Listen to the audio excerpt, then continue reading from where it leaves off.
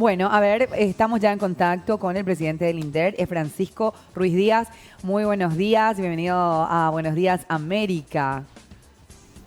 Muy buenos días, Claudia. Tengo ¿Cómo entendido que está? están Sí, también está Luana, Licel y Luana, Jotina. exacto. Así, Sí, ¿cómo sí. le va? Vemos que está Bien, bien. viajando mucho.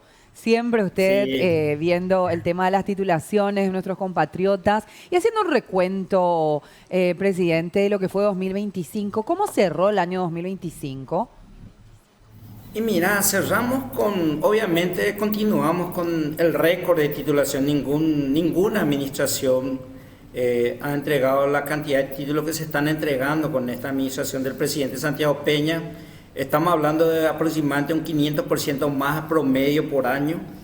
Estamos llegando a niveles que difícilmente podrían ser comparados con cualquier administración en toda la historia de la reforma agraria. Tenemos casos, no solamente el aspecto también cuantitativo, donde ya tenemos niveles récord, sino hay dos elementos importantes en el aspecto cualitativo también. ¿Qué significa eso? Que no solamente estamos apostando a la cantidad, sino también apostamos a los casos que llamamos imposibles, o sea, a los casos de calidad, vamos a decir, en lo que corresponde a la estructura de los títulos. Hemos logrado colonias que no tenían solución durante siglos, por decir, ¿verdad? El caso de Nueva Italia, que ya estamos en proceso de titulación, tiene aproximadamente 122 años la colonia Nueva Italia, y era toda una ciudad, la ciudad de Nueva Italia. Estamos hablando acá del departamento central, que la gente pensaba que era un inmueble fiscal. Sin embargo, nos pusimos a hacer una investigación histórica y en 6 meses encontramos que tenía título de propiedad y que es del INDER ese título, ¿verdad? Entonces, vamos por Nueva Italia, ya titulamos todo Barberocué. Barberocué era una colonia, una donación del gobierno de Italia, 74 años de ocupación. Se entregó título de propiedad, nadie pensaba que Barberocué iba a tener una solución. Y también fuimos por Marinacue, ¿verdad? Marinacue también, hoy ya estamos alcanzando, digamos, la titulación ya casi en un nivel óptimo, por decir, nos estamos acercando a la titulación completa. Y ahora, otro hecho histórico en términos cualitativos, también vamos al Chaco. En el Chaco nunca antes se hizo titulación masiva, pero ahora estamos yéndonos al Chaco a los efectos de titular la primera colonia. Ya tenemos los títulos ahí, estamos definiendo con ceremonial si el presidente va a participar o no va a participar en la entrega, porque se trata la primera vez en toda la historia, más de 120, o sea, en más de 120 años, que se van a entregar títulos de forma masiva en el Chaco. Y tenemos ahí 36 colonias, nunca antes se habían titulado las colonias del INDER del Chaco. La segunda que vamos a titular, tenemos 1.400 títulos nuevamente, tenemos 500 títulos para entregar en Campo Acebal. Entonces todo eso hemos trabajado en el 2025, ya tenemos todo definido y es una cuestión de que en este 2026 empiece a notarse. Y el segundo aspecto cualitativo, sí. Ese era el primer aspecto cualitativo. El segundo aspecto cualitativo es que al reducir el precio de los lotes, que injustamente las mujeres terminaban pagando más por sus lotes que los varones, estamos hablando de un 30% más. Al reducir el precio de los lotes, resulta que hemos logrado incentivar a las familias campesinas a que los inmuebles hoy sean titulados a nombre de la mujer. Una consultita, sí. Porque no entendí esa parte, presidente. ¿Las mujeres pagaban un 30% más, sus tierras valían 30% más? Así mismo, ¿Eso es al momento de negociar, dice usted, o cómo es eso? Sí, hasta el 15 de agosto del 2023 había un esquema perverso en el INDER, que lo arrastraban todas las administraciones, ¿verdad? Y es que se había fijado una tasa de interés con crecimiento geométrico.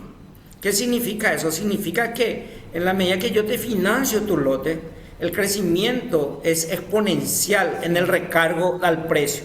Entonces, el INDER, por ejemplo, compraba un inmueble y se tenía que pagar, por decir, 14 millones de guaraníes la hectárea, y yo le cargaba una tasa de interés que, en la medida que te daba más financiamiento, más plazo de financiamiento, recargaba aún más el valor del lote. Sí. Entonces encontramos casos, por ejemplo, en una colonia en Nueva Germania, de 10 hectáreas de tierra, donde una mujer pagaba 280 millones de guaraníes por esas 10 hectáreas de tierra. Y el varón pagaba 180 millones de guaraníes. Y se estaba violando el mandato constitucional, porque la Constitución establece de que el INDER o la reforma agraria tiene que asegurar un beneficio para que la mujer acceda a la titulación de tierra. La ley del Estatuto Agrario también mandata. Se le agrega jefas de hogar, mujeres jefas de hogar. Se tiene que incentivar la titulación a nombre de las mujeres jefas de hogar, porque existen beneficios cuando el inmueble se titula a nombre de una mujer. Pero ¿qué encontramos? Encontramos, como te decía, que por esa tasa que se inventó artificialmente, por ese esquema perverso de financiamiento, se le cobraba 280 millones de guaraníes a la mujer y al varón 180 millones. Entonces, lo que hicimos fue quitar ese mecanismo perverso, ¿verdad? Y al quitar el mecanismo perverso, al decir que para la mujer es 0%, entonces bajamos el valor de los lotes de 280, en ese mismo caso bajamos de 280 millones de guaraníes a 140 millones de guaraníes. Y para el hombre también se bajó, ¿verdad? Para el hombre quedó de 180 a 160 millones de guaraníes. Entonces, con eso, ¿qué hemos logrado? Hasta el 15 de agosto del 2023, de cada 10 títulos que entregaba la institución, 3 iban para las mujeres. Con el gobierno del presidente Santiago Peña lo que estamos logrando es que de cada 10 títulos de propiedad que entregamos, ¿verdad?, hoy día 6 en promedio van para mujeres. Y tenemos casos excepcionales. El sábado a la tarde estuvimos entregando títulos de propiedad en 2 colonias en Cordillera. Estuvimos en la Chipería María Ana, porque la señora María Ana es también una persona que nació en una de nuestras comunidades. Y ahí, ¿verdad?, hemos encontrado que el 80% de los títulos que entregamos estaban destinados a mujeres. La gran mayoría, justamente, recordemos que la señora María Ana prioriza el empleo de las mujeres madres solteras para poder ayudarle, porque fue parte un poco de su historia también. Entiendo, ¿verdad? Sí. Y al día siguiente, el domingo, también en Misiones entregamos títulos de propiedad y el 80% estaba destinado también a las mujeres. Entonces, estamos incentivando que los hogares rurales dejen los inmuebles o la propiedad, los derechos de propiedad les sean asignados a las mujeres.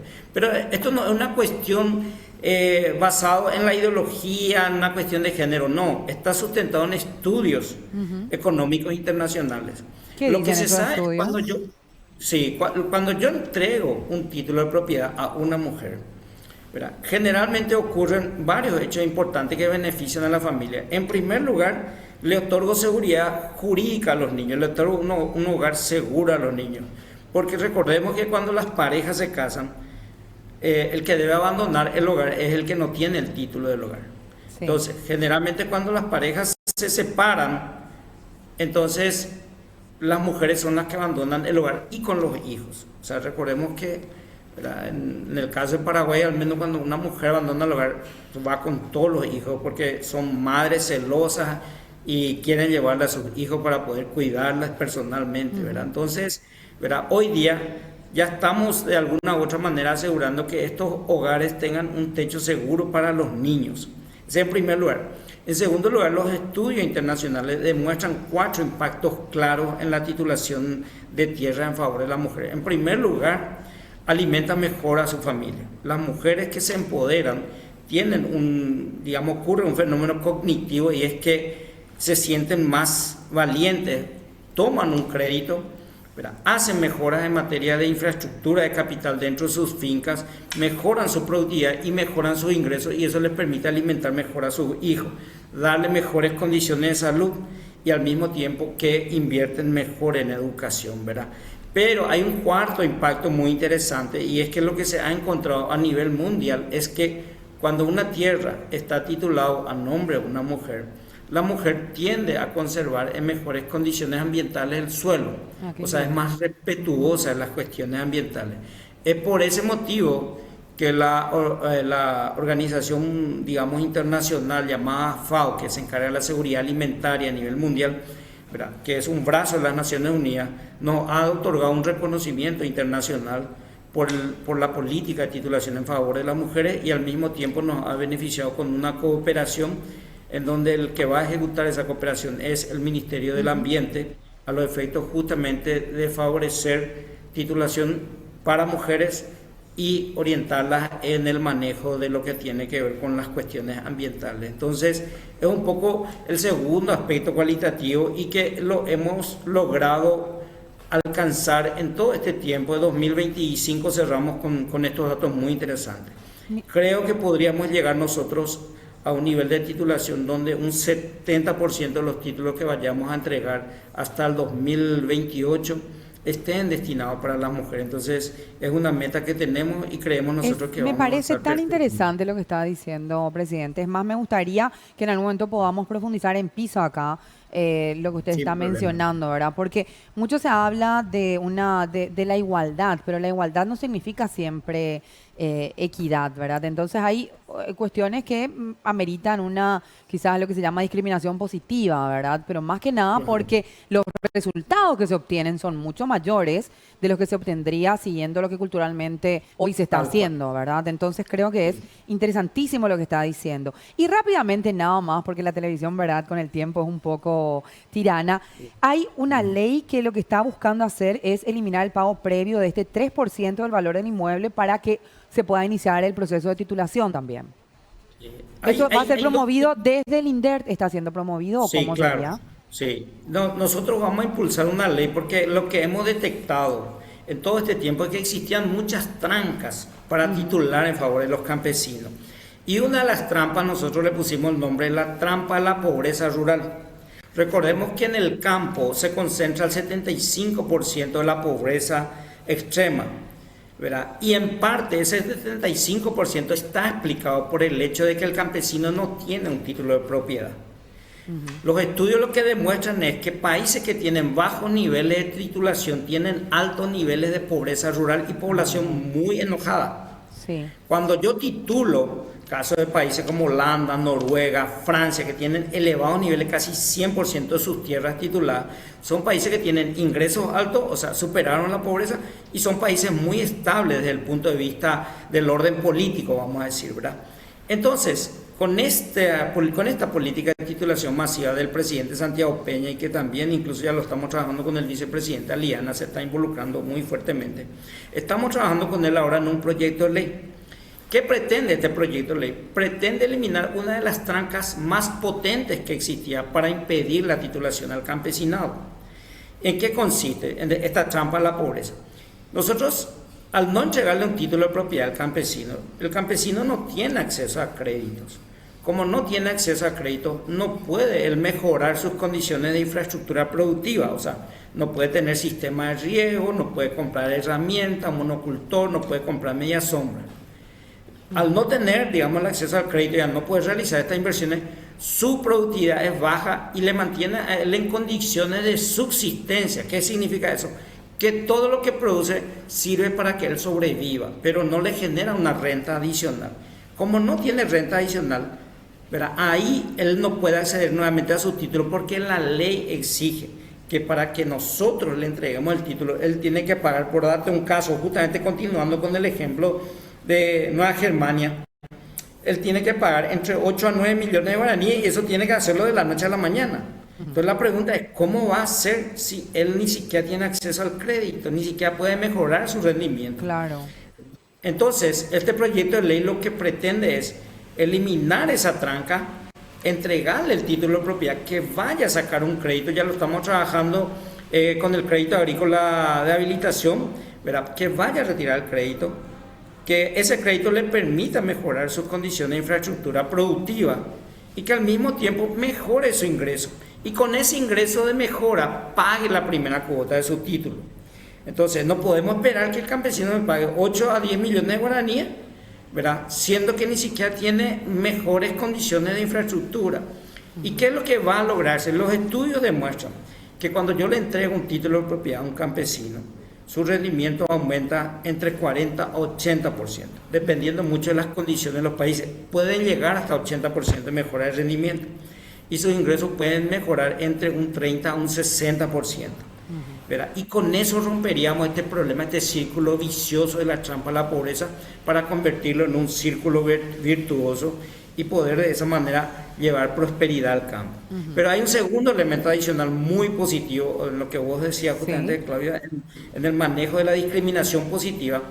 Hoy día, yo le entrego un título de propiedad a un campesino, sea hombre, sea mujer, y al hombre le otorgo la posibilidad de pagar en 10 años por su tierra. Sí. A la mujer le doy la posibilidad de pagar en 15 años.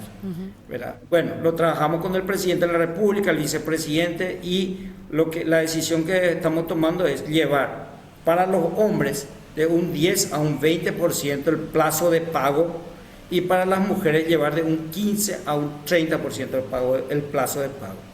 ¿Por qué esto? Porque hacemos coincidir también con la política de construcción de viviendas. Ustedes saben, el gobierno está entrando en colonias rurales con fuerte entrega de viviendas.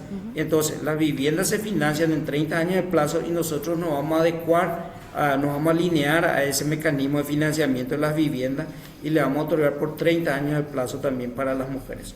Qué interesante esa facilidad. Lisel tiene una consulta, presidente. Buenos días, presidente. De manera breve, con los plazos, ¿cuáles son los que se manejan para la implementación de esta medida de ser aprobado en el Congreso? Y la implementación va a ser, para los hombres va a pasar de 10 a 20 años y para las mujeres va a pasar de 15 años, que actualmente lo vamos a pasar a 30 años. O sea... ¿Pero se aplicará de manera inmediata de ser aprobado? De manera inmediata, y va a ser retroactivo. Le va a beneficiar a todo el campesinado. Estimamos nosotros 50.000 beneficiarios en el gobierno del presidente Santiago Peña, y para la siguiente administración estimamos que serían unos 100.000 más, 100.000 familias más, ¿verdad?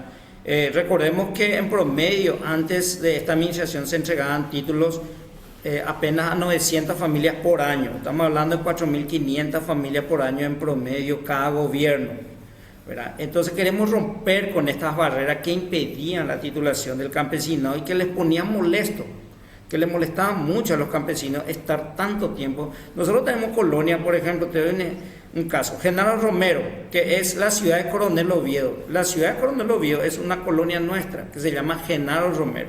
Lleva 128 años sin titularse. Es lo que se llamaba la ciudad de Ajos.